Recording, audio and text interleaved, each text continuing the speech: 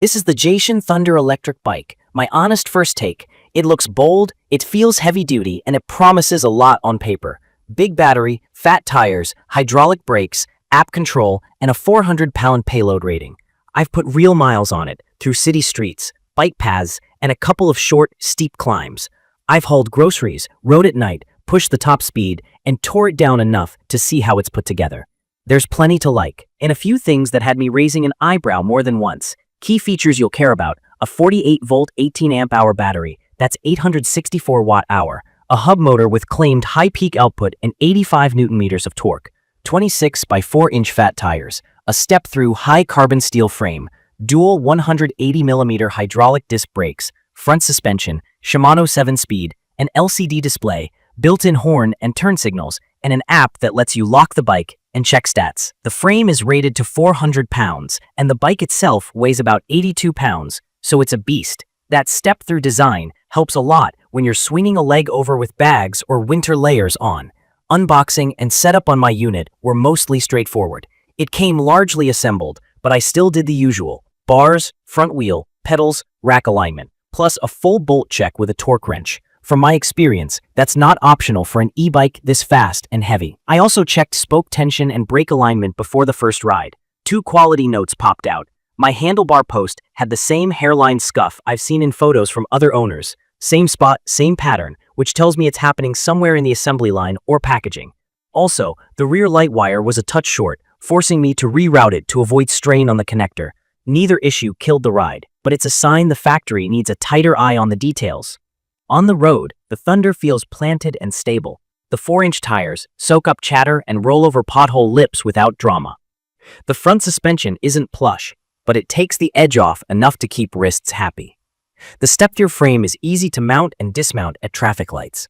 The LCD display is bright in daylight and shows speed, trip info, and live motor watts, which I loved because it helps you see how hard the system is working. The app connected fast for me. I used it to lock the bike outside a cafe and to check battery percentage before heading home. Speed-wise, with pedal assist on the higher levels, it has no trouble pulling past the mid-20s on flat pavement, and with a bit of effort, I saw just over 28 miles per hour. Acceleration is punchy from a stop, and the throttle picks up cleanly. This is a cadence sensor setup, which means the motor kicks in when your crank is turning rather than how hard you're pushing. It's beginner-friendly, but it can feel on-off compared to torque sensors that measure pedal pressure. If you want smooth, natural-feeling assist that mirrors your effort, you might wish it had a torque sensor. If you want easy power without thinking, cadence works fine. Climbing was where the shine dulled for me.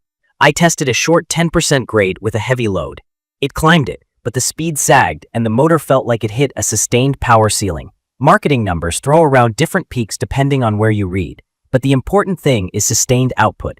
In my opinion, the Thunder is quick on flats and gentle hills, and it will climb moderate grades, but if you're a heavier rider trying to grind steep hills routinely, manage your expectations. I had to drop gears and keep cadence up to stay in the motor's sweet spot. Braking deserves its own moment. Dual 180mm hydraulic discs should inspire confidence. Mine did not at first. The lever feel out of the box was soft, with weak initial bite. That bite is the instant grab you want the moment the pads touch the rotor, especially at 25 to 30 miles per hour. I bled the lines and bedded the pads properly. That's the process of doing a series of controlled stops to transfer pad material to the rotors. After that, performance improved a lot, but I still had to start braking earlier than I'm used to on a fast e-bike. If you're new to hydraulics, they use fluid, not cables, so they should feel firm and stay consistent. Air in the line or poorly bedded pads can make them feel spongy and weak. From my experience, plan on doing a full bed in and be ready to bleed them or have a shop do it. At this speed, you don't want to guess. Night riding was a mixed bag. The headlight is bright, but the beam pattern on mine was wide and thin, almost like an underscore. It lights up a broad stripe but doesn't throw a lot of depth down the road. At 20 miles per hour, it's fine. Near top speed, I wanted more vertical coverage to spot dips, sticks, and potholes early. The integrated brake light and turn signals are great for traffic though, and I use them constantly to tell drivers what I was doing. Range is always the hot topic. The brand claims up to 80 miles under ideal conditions. With my weight, mixed terrain, cooler temps, and mostly PAS 2 to 3, I got between 25 and 40 miles per charge. Light rider, low assist, flat route, sure, you can stretch it. But I'd plan your rides around that 25 to 40 window if you like some pep and don't want to baby the throttle.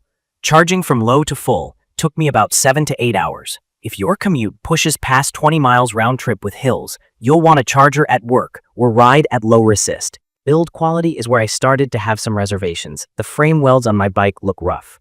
I'm not a frame builder, but I've handled enough e-bikes to know when beads look rushed or thin. On a high carbon steel frame that claims 400 pounds of payload and a 28 plus miles per hour top speed, clean, substantial welds matter. I'm not saying it's unsafe, but in my opinion, the finish here doesn't match the performance story the motor and battery are telling. I also noticed the same recurring cosmetic scuffs other owners posted, which tells me these aren't random shipping dings. I've kept an eye on the owner community, and I've seen more than one report of early mechanical issues, bent wheels out of the box, chain snapping, wiring rubbing a tire, and one credible account of a front wheel coming loose.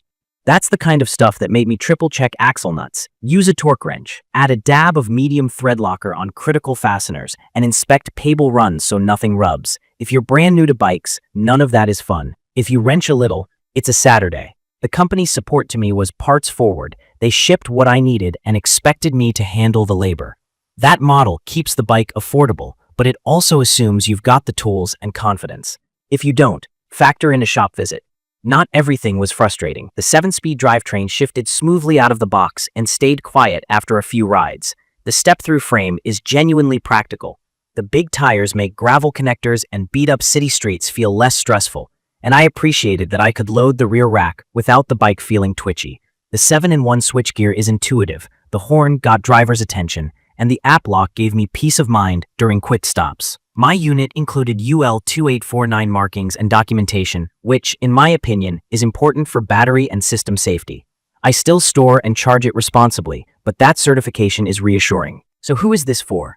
It's perfect for someone who wants a fast, rugged-feeling fat tire e-bike at a fair price and isn't afraid to get hands-on.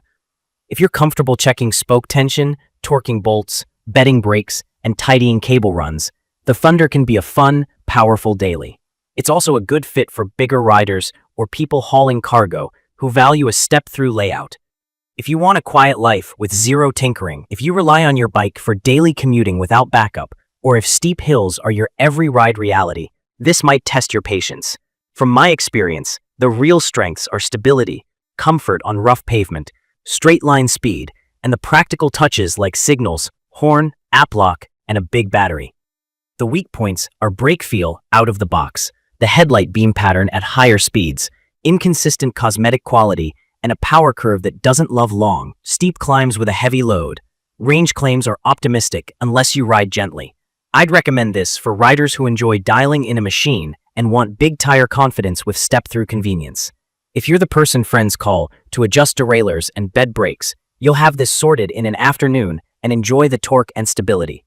If you're brand new and just want to ride, I'd steer you towards something with a torque sensor, lighter weight, and a proven QC track record, or at least budget a shop setup to make sure every fastener, rotor, and cable is perfect before your first real ride.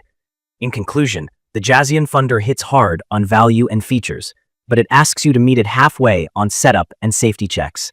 The speed and comfort are real, the battery is generous, and the frame layout is user-friendly. The QC quirks and braking setup kept me cautious until I tuned it, and the hill performance under heavy load is limited compared to what the raw numbers might suggest. If you're okay with that trade, you'll probably be happy. If not, keep shopping. If this video helped, subscribe to the channel and leave a comment with your questions or your experience with the Thunder. Thank you for watching.